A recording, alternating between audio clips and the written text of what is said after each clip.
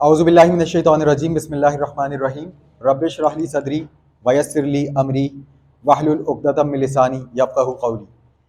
आज हम एक्सरसाइज 8.1 को कंटिन्यू कर रहे हैं। हम लोगों ने क्वेश्चन नंबर 1 के लास्ट लेक्चर में 5 पार्ट्स मुकम्मल कर लिए थे and now there is a 6th part here we have on the board और हम इसको बाय फैक्टराइजेशन मेथड सॉल्व करने जा रहे हैं। आप जानते हैं फैक्टराइजेशन मेथड में सबसे पहला स्टेप क्या होता है, हम फर्स्ट टर्म में मौजूद नंबर को लास्ट टर्म में मौजूद नंबर से मल्टीप्लाई करते हैं। मगर उससे पहले हमें देखना पड़ता है कि इक्वेशन में मौजूद ये टर्म क्या फर्स्ट टर्म है और ये टर्म क्या लास्ट टर्म है। तो उसके लिए आपको पता है कि फर्स्ट टर्म आप किसे कहते हैं, जिसमें वेरिएबल की पावर 2 हो, और लास्ट टर्म आप किसे कहते हैं, कांस्टेंट को, यानी कि जहां पर वेरिएबल नहीं होता। जहां वेरिएबल नहीं होता वो थर्ड टर्म होती है, क्योंकि हमारे पास ये जो क्वाड्रेटिक इक्वेशंस हैं ये डिसेंडिंग ऑर्डर में अरेंज होती हैं। डिसेंडिंग ऑर्डर से मुराद सबसे बड़ी पावर सबसे पहले, उसके बाद उससे छोटी पावर, फिर उससे छोटी पावर, आखिर में सबसे छोटी पावर। तो यहां पर आप देख सकते हैं वेरिएबल की पावर 2 है, फिर वेरिएबल की पावर 1 है और फिर वेरिएबल की पावर 0 है। 2 1 0। वेरिएबल की पावर 0 का मतलब क्या है, वेरिएबल नहीं है, राइट। तो 12 इंटू 24 जी, 24 इंटू 12 जरा कैलकुलेट करके बताएगा कितना होता है। 288, इट मस्ट बी 288। 12 इंटू 24, ठीक है 288। जब हमने फर्स्ट टर्म में मौजूद नंबर को लास्ट टर्म में मौजूद नंबर से मल्टीप्लाई किया तो नंबर 288 आया, और हमारी मजबूरी हो गई बहुत बड़ी कि हम इतने बड़े नंबर को अवॉइड नहीं कर पा रहे। The only way to avoid this bigger number is to you have to take something common from all three terms given in this equation. मगर आप देख सकते हैं कि 12 41 24 कोई ऐसा नंबर ही नहीं है जिस नंबर में तीनों नंबर्स आए। वजह यह कि 41 प्राइम नंबर है, 41 तो किसी नंबर के टेबल में नहीं आता, वरना हम कॉमन लेते इन नंबर्स को थोड़ा छोटा करते, फिर फर्स्ट टर्म को लास्ट टर्म से मल्टीप्लाई करते तो थोड़ा छोटा नंबर आता। बट अब 288 पर ही हमें सोचना होगा। 288 के लिए हमें दो ऐसे नंबर चाहिए जिनका प्रोडक्ट 288 हो, और लास्ट टर्म का साइन हमें प्लान दे रहा है। लास्ट टर्म का साइन क्या है, प्लस, यानी कि वो दो नंबर्स प्लस होकर क्या आने चाहिए, मिडिल टर्म। मिडिल टर्म क्या है, 41।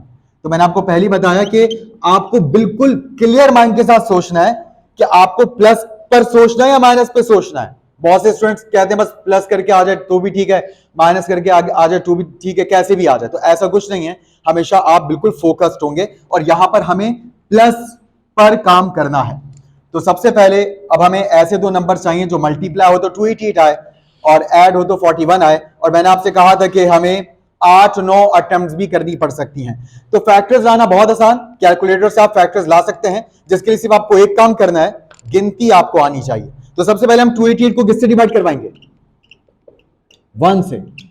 288 डिवाइड बाय 1 288, और 288 को अकॉर्डिंग टू प्लान अगर हम प्लस करेंगे 1 के साथ तो 289 आता है। मगर हमें क्या चाहिए, 41। आगे बढ़ जाएं, 288 डिवाइडेड बाय 2, बिल्कुल तरतीब से चलेंगे क्योंकि बाजू का तुक्के लगाने में बहुत देर लग जाती है, इसलिए चलते हैं।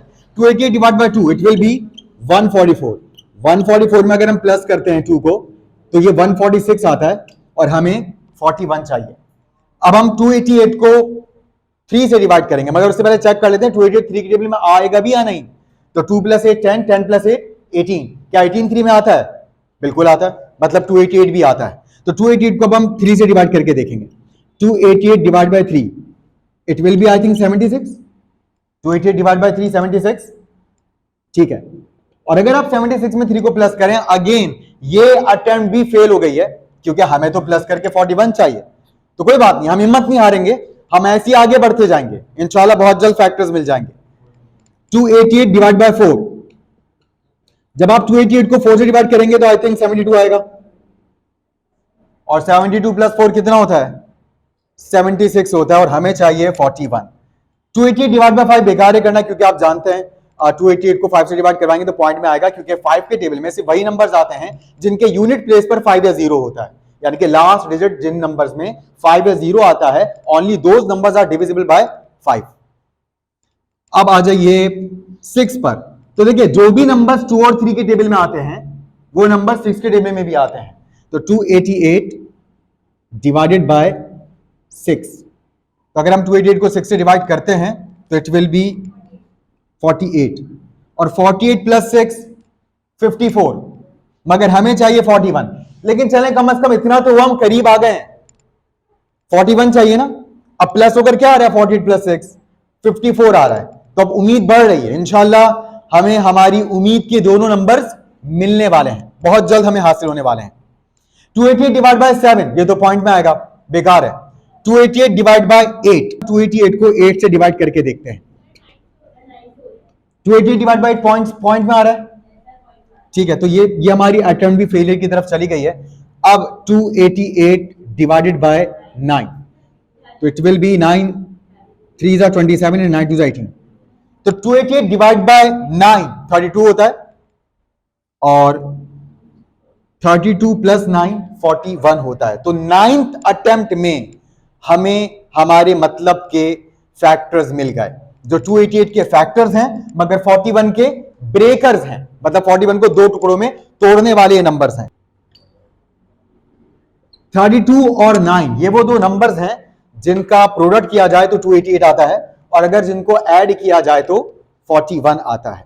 तो बाज़ाहिर ये एक बड़ा मुश्किल सवाल था, यानी कि इसके फैक्टर ढूंढना बड़ा मुश्किल काम लग रहा था, मगर जिस तरह मैंने आपको कहा था कि इंशाल्लाह ये ट्रिक आपको कभी धोखा नहीं देगी। ऐसे तमाम सवालात भले वो कितने भयानक क्यों ना हो, अगर वो मिडिल टर्म ब्रेक मेथड से होने के काबिल हुए तो आपको इंशाल्लाह 9-10 अटेम्प्ट्स के अंदर अंदर, आधे 11-12 अटेम्प्ट्स हो जाएंगी, आप बहुत तेजी से कर लेंगे।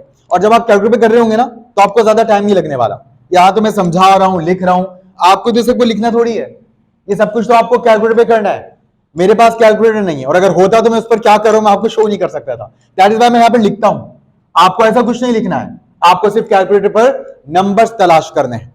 तो मिडिल टर्म के दो पीसेस हो चुके हैं, क्योंकि आप मिडिल टर्म ब्रेक मेथड से काम कर रहे हैं। It means we have to break the middle term into 2 pieces, और वो दोनों पीसेस में एक 32 है और एक 9 है। तो यहां पर 12x स्क्वायर और 41x के दो पीसेस में एक आ गया 32 और एक आ गया 9। अब आप जानते हैं मैं हमेशा यहां पर साइन नहीं लगाता, क्योंकि साइन बहुत ध्यान से लगाने का खेल है, बहुत ध्यान से आपने साइन लगाने हैं, क्योंकि स्टूडेंट्स ब्रेकर्स भी सही ले आते हैं मगर साइन गलत लगा देते हैं। तो इसलिए अब एक बार फिर साइन लगाने से पहले प्लान को याद कीजिए कि हम किस प्लान पर काम कर रहे थे। तो हम प्लस के प्लान पर काम कर रहे थे, और आप जानते हैं प्लस के प्लान में मिडिल टर्म क्या करता है, अपना साइन किसे देता है प्लस के प्लान में? बिल्कुल, प्लस के प्लान में मिडिल टर्म अपना साइन दोनों पीसेस को दे देता है, दोनों फैक्टर्स को दे देता है। तो यहां पर माइनस साइन 32 के साथ भी आएगा और 9 के साथ भी आएगा, क्योंकि याद रखिएगा प्लस होता ही उस वक्त है जब दो नंबर्स के साइन सेम हो। तो प्लस के प्लान में सेम साइन ही आना है, और वो कौन सा साइन होगा, जो मिडिल टर्म का होगा, क्योंकि आप मिडिल टर्म को तो ब्रेक कर रहे हैं। तो यहां पर दोनों के साथ क्या आ जाएगा, माइनस साइन आ जाएगा। अब ये कितनी टर्म्स है, 4 टर्म्स, और जब हमारे पास 4 टर्म्स हो तो हम दो टर्म्स करके कॉमन लेते हैं। तो यहां पर सबसे पहले 12 और 32, वो बड़े से बड़ा नंबर बताइए जो 12 और 32 दोनों को खुद के टेबल में ला सकता है, दोनों को डिवाइड कर सकता है। The highest common factor of 12 and 32, well done, 4। 2 है इनका कॉमन फैक्टर, 2 के टेबल में भी 12 आता है, 32 आता है। 4 इनका कॉमन फैक्टर है, 4 के टेबल में 12 आता है, 32 आता है, ठीक है। इसके अलावा 6 12 में तो आता है मगर 32 नहीं लाता, 8 12 नहीं लाता, वो 32 लेकर आता है। तो इट मींस के 4 है, तो नंबर्स में क्या कॉमन आएगा, 4 कॉमन आएगा, ठीक। अच्छा उसके बाद, अच्छा इन केस आप लोग, मैंने हमेशा आपसे कहा कि देखिए मैथ एक बहुत आसान सब्जेक्ट है, ये खुद आपको गाइडलाइंस प्रोवाइड करता है कि कैसे आप हाईएस्ट कॉमन फैक्टर तक पहुंचते हैं। मिसाल के तौर पर आप में से हो सकता है कुछ ऐसे स्टूडेंट हो जिसके ध्यान में 2 आया हो और 2 के अलावा उनके ध्यान में 4 ना आया हो, पॉसिबल है ना। और आपके ध्यान में यह भी शक पड़ सकता है कि क्या पता 2 हाईएस्ट कॉमन फैक्टर ना हो। तो बड़ा आसान सा तरीका है, आप पहले पेंसिल लीजिए और 2 कॉमन निकाल कर देखिए, 2 6 12 और 2 16 अभी वेरिएबल पर हम बात नहीं कर रहे क्योंकि अभी हम नंबर चेक कर रहे हैं ना, ज्यादा बात है वेरिएबल एक्स भी हम कॉमन निकालेंगे जब हम फेयर करेंगे, अभी तो हम नंबर डिसाइड कर रहे हैं इसलिए हम नंबर को नहीं अभी यहां पर डिस्कस कर रहे हैं। तो 2 16 32। अब बताइए क्या 6 और 16 में फिर से कुछ कॉमन तो नहीं आ रहा, क्या 6 और 16 में फिर से कुछ कॉमन आ रहा है, फिर 2 कॉमन आ रहा है, ये फिर से क्यों कॉमन आ रहा है 2, इसका मतलब है पहले हमने हाईएस्ट कॉमन फैक्टर कॉमन नहीं लिया था। हाईएस्ट कॉमन फैक्टर हमने कॉमन ले लिया, हमें कैसे पता चलेगा? हाईएस्ट कॉमन फैक्टर कॉमन लेने के बाद ब्रैकेट में फिर से कोई नंबर कॉमन नहीं आ सकता, और अगर फिर से कोई नंबर कॉमन आ रहा है इसका मतलब आपने हाईएस्ट कॉमन फैक्टर कॉमन नहीं लिया। ठीक, तब आपको ये बात यहां पता चल गया, ये तो 2 फिर कॉमन आ रहा है। अच्छा 2 अगर फिर कॉमन लेंगे तो बाहर भी 2 मौजूद है, एक 2 और कॉमन आएगा, तो वो दोनों 2 मिलकर 2 2 सा क्या हो जाएगा? 4। मतलब हमें क्या कॉमन निकालना चाहिए? फर्स्ट अटेम्प्ट में ही हमें 4 कॉमन निकालना चाहिए। क्लियर?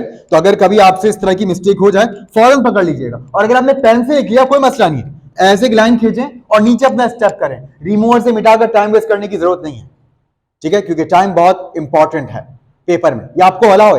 तरीका यही है, अगर आपसे कोई गलती हो जाए ऐसे एक लाइन खींचें और अगला स्टेप करें। कभी भी चेक करने वाला आपका ये स्टेप ना चेक करेगा, ना आपके इस लकीर डालने से आपका नंबर काटेगा, कभी भी, नेवर एवर। इसलिए बेफिक्र होकर कॉन्फिडेंटली आप ऐसे करें, ये मत सोचें प्रेजेंटेशन मेरी खराब हो गई है, बारे मेरे पास ऑप्शन मिटाने का तो मैंने मिटा दिया। ठीक, अच्छा तो अब आ जाए यहां पर 4 कॉमन और x कॉमन। चलें, तो 4 3 12 और x स्क्वायर में से एक x बाहर है, एक x अंदर रह गया, माइनस साइन के बाद 4 कितने था? 32, 4 8 32, यहां पर 8 आ गया और x बाहर है, x हमें कॉमन लेने की जरूरत नहीं है, मतलब कॉमन ले चुके तो लिखने की जरूरत नहीं है, यहां पर अब सिर्फ हमारे पास 3x - 8 इस ब्रैकेट में बचा है। अब है 9x + 24। क्या कोई ऐसा नंबर जिसके टेबल में 9 भी आए और 24 भी आए? Well done, 3। 2 और 4 6, 6 3 में आता है, 24 भी आएगा, 3 कॉमन आ गया है, राइट? और वेरिएबल कुछ कॉमन नहीं था।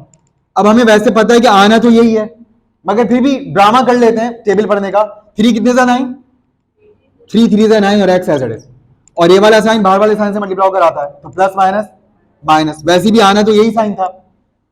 और उसके बाद फिर 3 कितने सा 24, यहां लिखा हुआ हिंट, पहले ब्रैकेट में हमेशा हिंट मौजूद होती है, 3 8 सा 24। अब ये कितनी टर्म्स हैं? अब ये 2 टर्म्स हैं। पहली टर्म आपके पास ये है और दूसरी टर्म आपके पास ये है, क्योंकि मल्टीप्लाइंग फॉर्म में अगर 50,000 ब्रैकेट भी लिखे हो ना, यहां से लेकर सदर तक, तो वो एक टर्म है।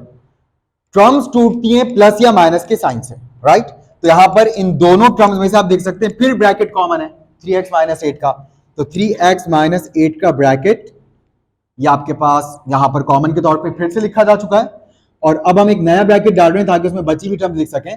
इस पहली टर्म में जो ग्रीन आउटलाइन से हाईलाइटेड है, ब्रैकेट कॉमन लेने के बाद 4x रह जाता है, और माइनस साइन है, माइनस साइन यहां लगाया क्योंकि जो कॉमन लिया उसके साथ प्लस है ब्रैकेट से पहले, तो माइनस प्लस माइनस ही होगा। और यहां से इस ब्रैकेट को कॉमन निकालने के बाद सिर्फ क्या रह जाता है? 3 रह जाता है। और आप जानते हैं जब दो ब्रैकेट्स मल्टीप्लाइंग फॉर्म में 0 के इक्वल हो तो आप दोनों ब्रैकेट्स को अलग अलग 0 के इक्वल करते हैं, और इसकी वजह आप पिछले लेक्चर में देख सकते हैं। तो यहां पर हम दोनों ही ब्रैकेट्स को अलग अलग 0 के इक्वल करेंगे, 3x - 8 = 0 एंड 4x - 3 = 0। तो पिछले लेक्चर में हमने इस पर बहुत तफसील से बात की थी कि क्या वो मैथमेटिकल रीजन या लॉजिक है कि हम इस तरह से दोनों को अलग अलग 0 के इक्वल कर रहे हैं, क्योंकि अगर 0 के अलावा कोई और नंबर होता तो हम इस तरह से अलग अलग नहीं कर सकते इक्वल, राइट? अच्छा अब आ जाए x की वैल्यू निकालने की तरफ। 8 यहां माइनस में, वहां जाकर किस में हो जाएगा? प्लस में। उसके बाद 3 इधर मल्टीप्लाई कर रहा है, वहां जाकर क्या करेगा? डिवाइड। तो x की एक वैल्यू आ चुकी है 8/3। Let's move towards second value of x। 3 इधर माइनस में, वहां जाके किस में हो जाएगा? प्लस में। और 4 जो इधर मल्टीप्लाई कर रहा है वहां जाके क्या करेगा? डिवाइड करेगा, और x की वैल्यू आ जाएगी 3/4। और उसके बाद हम सॉल्यूशन सेट लिखते थे, वो यहां लिख लेते हैं। आप जानते हैं सॉल्यूशन सेट में हम कर्ली ब्रैकेट के अंदर एक सेट बना देंगे x की वैल्यूज का, जिनमें एक वैल्यू है 8/3 और एक वैल्यू है 3/4। तो यूं दोनों आंसर का सेट हमने यहां बना लिया। और मैं आपको बार बार बता चुका हूं कि यहां पर बहुत से स्टूडेंट्स सब कुछ बहुत अच्छा करके आखिर में या राउंड ब्रैकेट लगा देते हैं फजूल में। तो राउंड ब्रैकेट बिल्कुल नहीं लगाइएगा, क्योंकि राउंड ब्रैकेट लगाने का मतलब होता है कि कॉमे से पहले x की वैल्यू और कॉमे के बाद y की वैल्यू है, ये दोनों वैल्यूज दो अलग अलग वेरिएबल्स की हैं। तो जब एक ही वेरिएबल की सारी वैल्यूज हों तो उनको आप सिर्फ और सिर्फ कर्ली ब्रैकेट के अंदर लिखते हैं, and s.s is the short form of solution set. Clear?